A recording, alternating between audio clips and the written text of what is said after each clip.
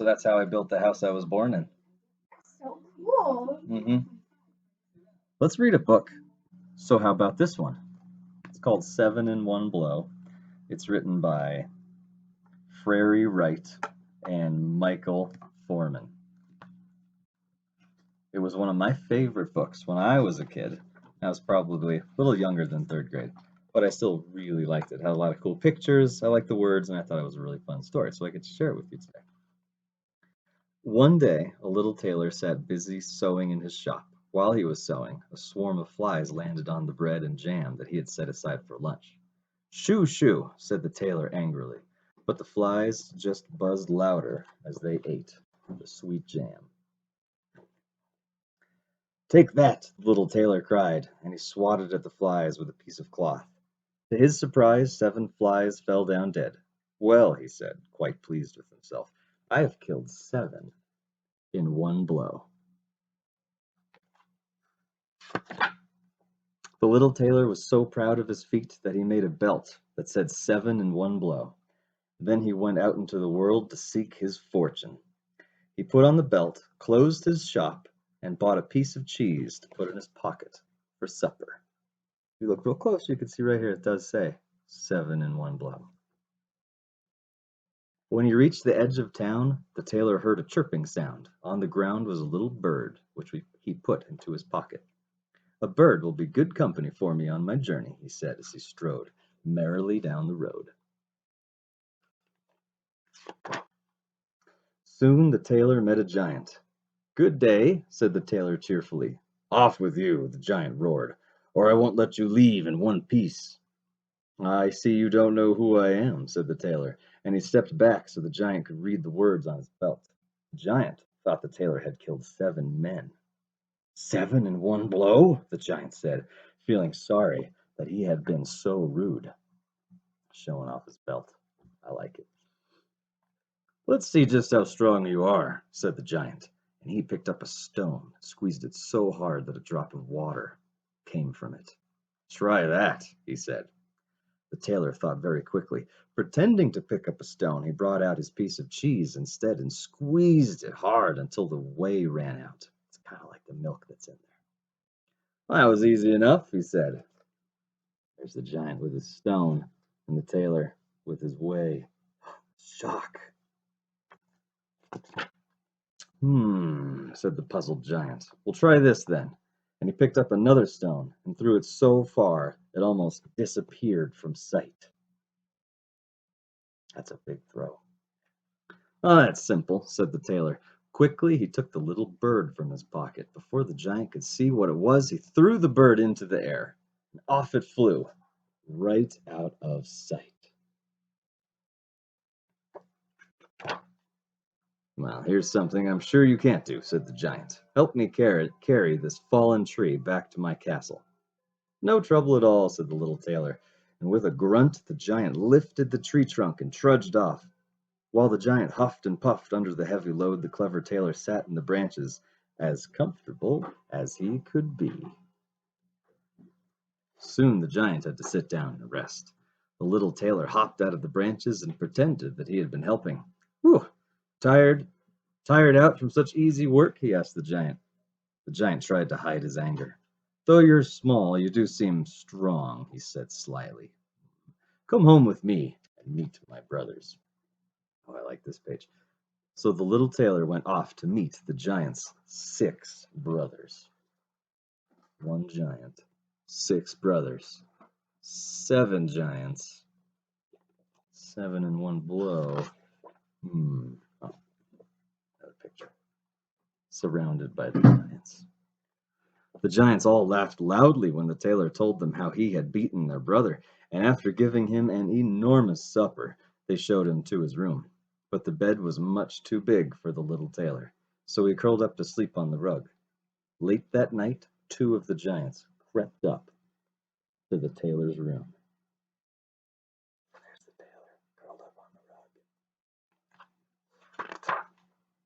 They pounded his bed with their huge clubs. "That's the end of that little scallywag," they said. Oh, that's mean.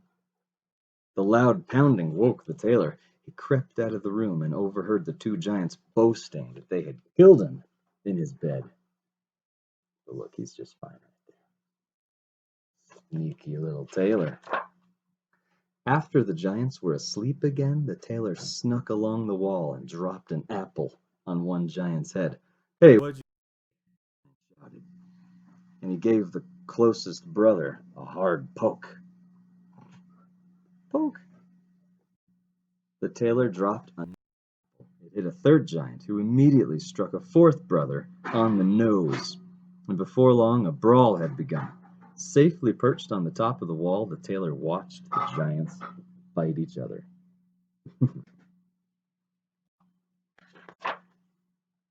Oh, this one's cool. Bam, thwack, zap. They kept at it until they had knocked each other out. The little tailor tied them all up, then set out once more in search of his fortune.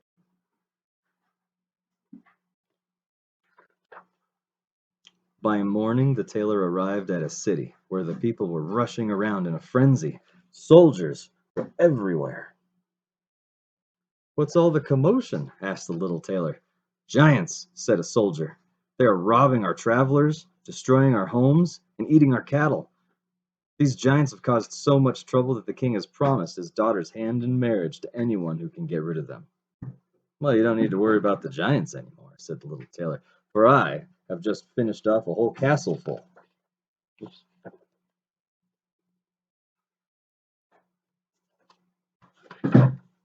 The soldiers could scarcely believe the little tailor's story, but they finally took him to see the king. "You," said the king, "how could a little fellow like you beat the giants? My bravest soldiers haven't done so." And as for the princess, she liked the little tailor so much she was ready to believe anything. There's that king. He does not look like a nice guy.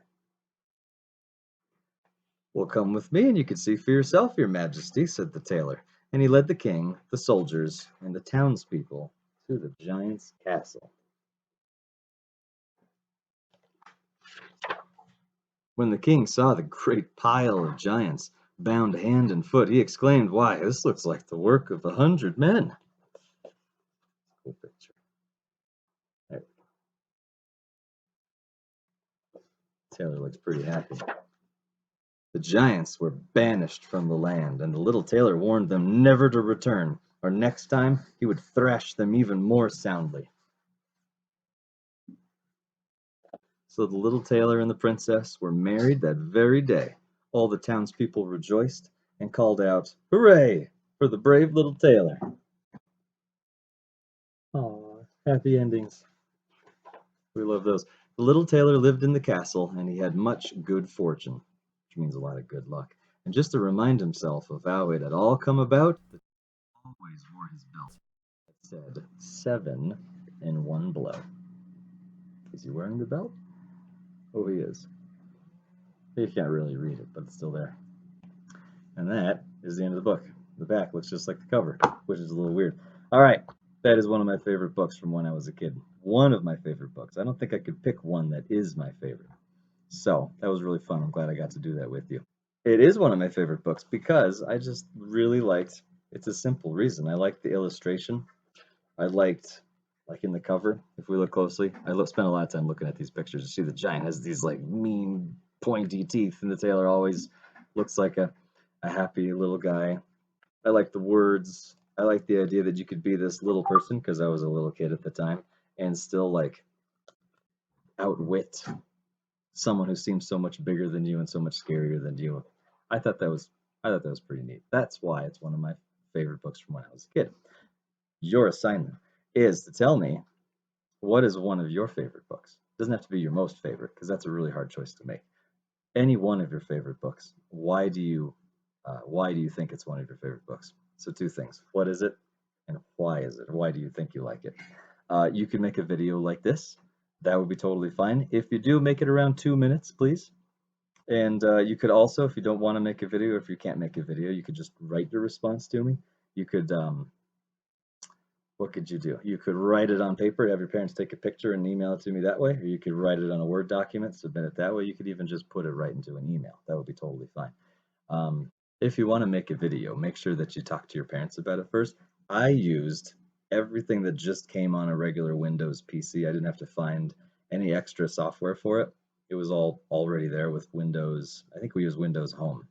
And it was actually pretty easy to do. It was a lot of fun, took me a lot of time, and I actually learned a lot of stuff about it. So I think that was a really good option. All right. Thanks, guys. I miss seeing you in the classroom. See you next time.